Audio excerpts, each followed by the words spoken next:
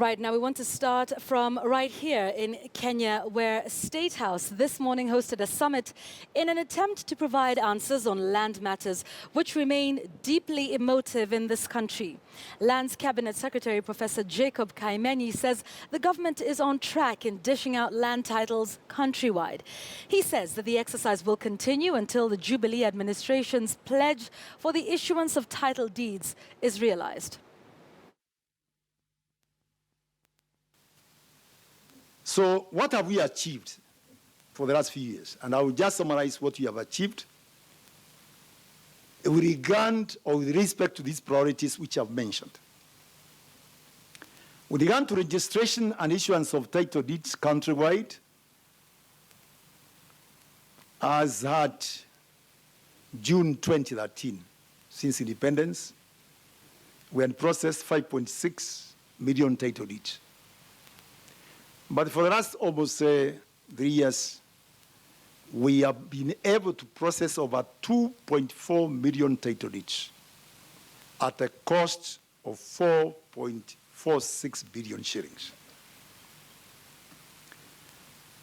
And when you look at the development of land information management system, again, before 2013, June, we didn't have one really.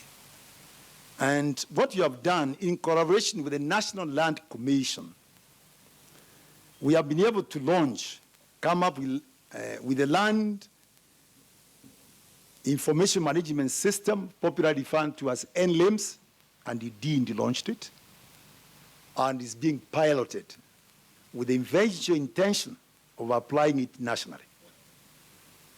Again, we have initiated the digitization of 13 land registries at a cost of 1.2 billion shillings. Out of which, ladies and gentlemen, we have been able to automate land registration transactions and online searches through e-citizen portal for Nairobi registry, which is complete, making Kenya become one of the 10 top global improvers in ease of doing business. So conducting searches these days, which used to take 3 days, is something you can say it's instant. And that's a great achievement. The process of digitizing over 12 out of the 57 land registries in the country is at 79%. And we believe if we are focused, we should be able to finish that digitization process by December this year. All right, so that's the Cabinet Secretary enumerating some of the achievements he claims have been made in the Lands Ministry, but stakeholders, especially those from the civil society, say they left that summit with more questions than answers. Odenda Lumumba from the Kenya Land Alliance told KTN News in an interview that the government remains evasive on the critical issues of land property rights. We expected a number of land answers, but we got a lot of avoiding to answer. One of the simplest questions that was asked was, who owns the biggest land in Kenya? It was not answered. When we came to why aren't we addressing important land issues, we evaded it by saying it is the courts which are placing injunctions.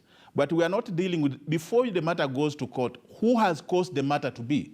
Because the matter was basically about land grabs. Who is causing land grabbing to continue in this country? There are people who are perpetuating that. Who is behind corruption? Before even anybody goes to court, that was not being answered. The other thing that was not being answered, candidly, was true to it that the government has given almost 3 million titles. That is at 2.4 million titles. Who exactly has been given these titles?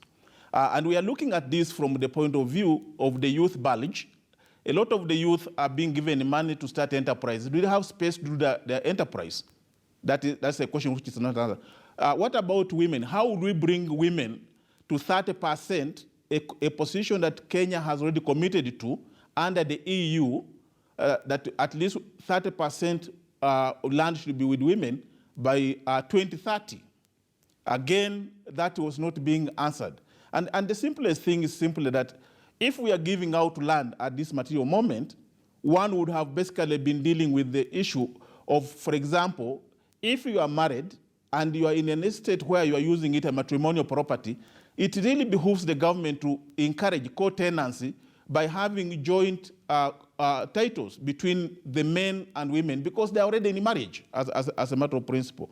There were a lot of questions on historical land injustices, which law has been put in place, but again, specifics on how it is being done was hardly forthcoming. And part of the reason is basically that we don't have rules and regulations to enforce even the stipulation of the new laws. All right, so varying views on that. I want to speak now to Murimi Mwangi, who was there, as was I, for that land summit at State House, talking about land issues. And Murimi Mwangi joins us now from our City Center studios. Murimi, good afternoon. So, you know, these varying issues and varying points of view, you and I know that a lot of people felt that, you know, this is something that you can't tackle perhaps in just a few hours of conversation. I was on the inside, but, you know, what was your perspective as well, watching the conversations that took place this morning?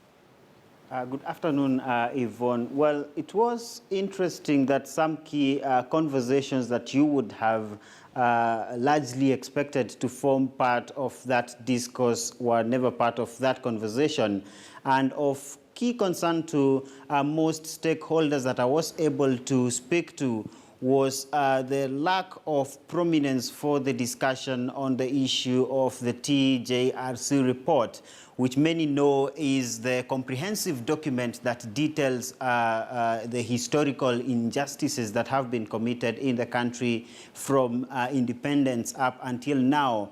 And most of these injustices have largely been on matters of land.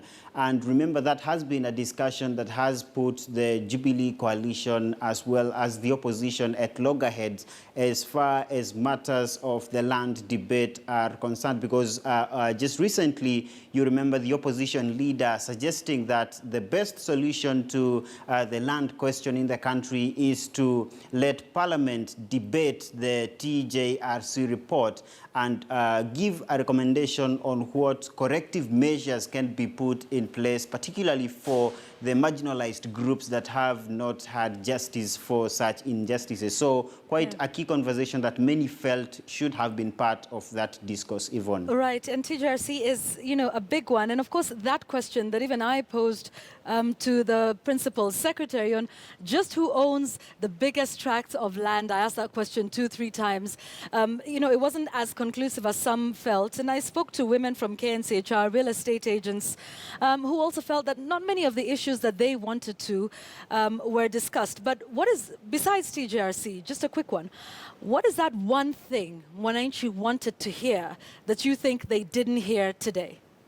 In fact, judging from the reaction on social media immediately after that question was put to the panel, who owns the largest chunks of land in Kenya, you know that it has been quite a hot potato, so to speak, for the political class, because in the mindset of many Kenyans, they feel that those people that have access to huge tracts of land happen to have some political connection, and therefore it is a question that many Kenyans would have wanted to know, much as the panel did not delve into the ownership of private land, and they left the answer to the position that community land happens to be the bigger chunk of land in the country. But for many Kenyans, perhaps particularly those from the coast who have been at the center of land injustices in this country, that would have been an interesting discussion for them to hear. Again, remember, there was expectation, judging from the fireworks that were witnessed in the governance summit, where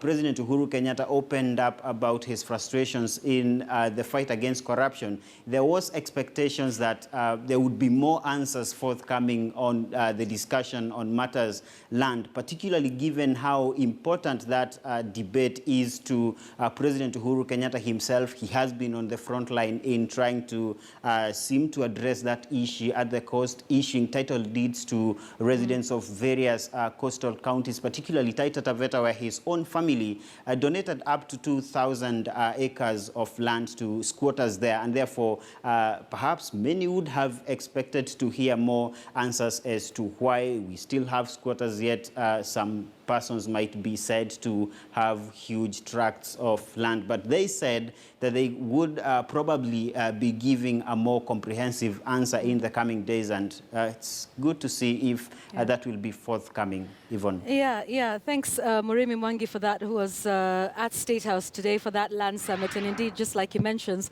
there was that issue of squatters and whether indeed, in fact, issuing title deeds to squatters is part of the solution. You remember those who were given title deeds at the coast very quickly disposed of those titles, sold them out, and then ended up reverting to squatter titles, and whether there's the issue of professional squatters. A number of issues came up.